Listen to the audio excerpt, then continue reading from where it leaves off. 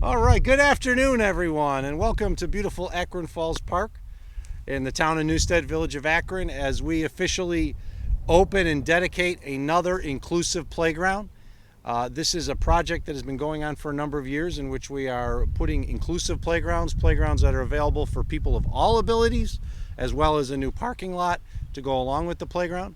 I'm Erie County Executive Mark Polenkars, and I'm pleased to be joined by the legislator for this area, Chris Green, as well as our Parks Commissioner, Troy Schinzel, Deputy Commissioners, Kate Hilleman and Jimbo McDonald, as well as our Supervising Parks Ranger, Chuck Bartlett, and our Director of the Office for People with Disabilities, Frank Camerata. For the last few years, starting with, of course, the first inclusive playground at Chestnut Ridge Park, we've been replacing older playgrounds with inclusive playgrounds.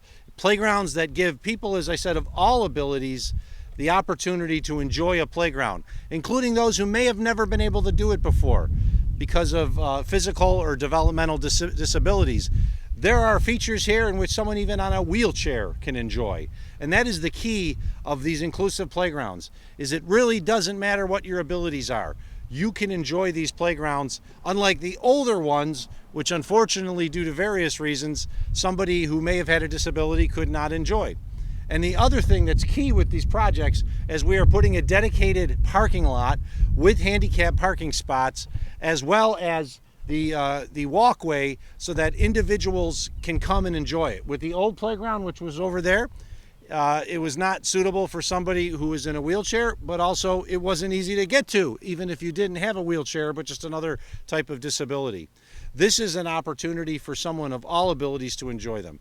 This is the fifth one we're putting in this now. Six, okay. We have two at Chestnut.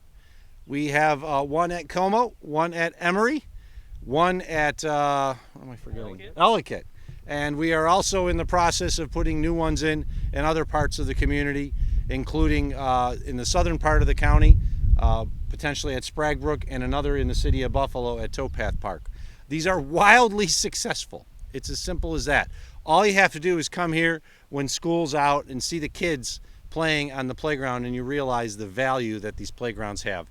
And they are mobbed. It's as simple as that.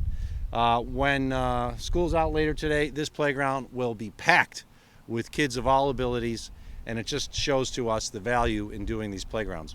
I want to thank all who were involved in making this project a reality, including, of course, our partners in the Parks Department. But first, I want to thank our legislator for this district, Christopher Green, for his support of these inclusive playgrounds, and I know his support of Akron Falls Park, which truly is a gem. A lot of folks in Erie County don't know about Akron Falls Park because it's near the northeast border of the county, just like a lot of folks don't know about Spraguebrook Park in the southern part of the county. But these parks are absolute gems, and this is one of them. So if you've never come to Akron Falls Park, make sure you come. Check out the falls. They're absolutely gorgeous. Check out the other areas of the park. It's a beautiful park, and it's something you can enjoy. And if you got kids, you can come and enjoy our inclusive playground. But with that, I'm going to turn it over to Chris Green, our legislator, to say a few words. Sure, thank you. Several years ago, I was approached by a Lions Club out in Niagara County about putting an inclusive playground at the town of Pendleton. And my Rotary Club took on that project. We bought one of the several pieces of equipment, and maybe 6 months after it went in, I ended up with my kids at a baseball game at the park. And just like Mark referenced, it's amazing, when we do these projects, but it's really amazing when you have a chance to come back and really see the impact it has on the community. And Pendleton Park was always very busy, but it was, twice the amount of kids. It was unbelievable watching kids literally in wheelchairs on swings that they had never been able to use in the past. So, certainly when we looked at the opportunities of, putting these in the county parks, I couldn't be more than happy to support these things. And again, very happy with the Parks Department for, getting this implemented, in the county executive for making sure that we were able to, push us over the goal line and make sure that every kid, regardless of their abilities, has a playground that tailors right to their needs. Thank you. Thank you, legislator. Our Parks Department has been the stewards, of course, of these projects, increasing the value of our parks, which are incredible on their own. But when you add a feature like this, it really increases the use of the parks for individuals who may never have been here before because they could not take their child onto a playground or to some of the other areas. But now, because of the new parking lot, as well as, of course, this playground, it's going to bring people to this park who may never have enjoyed it before. We'll talk a little bit more about the project, the cost, as well as what this means for our Parks Department. Pleased to bring up our Commissioner of Parks, Recreation, and Forestry. Don't say that too fast. Parks, Recreation, and Forestry, Troy Schinzel. Thank you, Mark. Appreciate it. Thank you all, and this is 5 of 5 in this phase of Inclusive Playgrounds. We're excited. It's sunny skies, unlike some of the other ribbon cuttings we had. As the county executive said, this is an unbelievable project. We were just talking to some parents a little while ago who were raving about the parking lot and accessibility to the playground, something that the old playground did not have. So we, on this $2.7 million investment in phase 2 of 5 inclusive playgrounds, really had a focus on not only the playground and the beautiful playground equipment, but accessibility to the playground. And that includes the walkway and the parking lots. And we're just excited. We're hearing rave reviews all over Erie County at all of our parks where they've been invested, and we're putting those. A snapshot into the future. We're not going to stop. As Mark alluded to, we have 2 more inclusive playgrounds in the design stage, one at Isle View Park and one at Towpath Park in the city. That'll be our first City of Buffalo inclusive playground. And we're working towards another one eventually down in the southern part of Erie County at Spraybrook Park as well. So this inclusive playground project initiative is not stopping here with our first 6. We're going to keep on going. They're getting rave reviews.